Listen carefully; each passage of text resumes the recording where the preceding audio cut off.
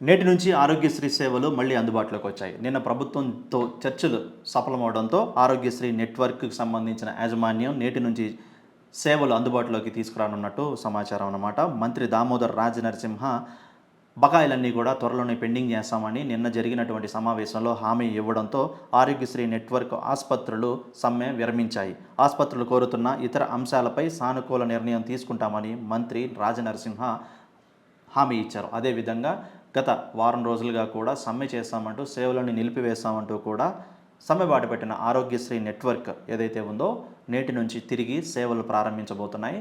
దాదాపు 300 ఆసుపత్రుల్లో తమ సేవలను నిలిపివేసినట్టు ప్రకటించినటువంటి ఆరోగ్యశ్రీ నెట్వర్క్ నేటి నుంచి తిరిగి సేవలను మళ్ళీ అందించబోతున్నాయి.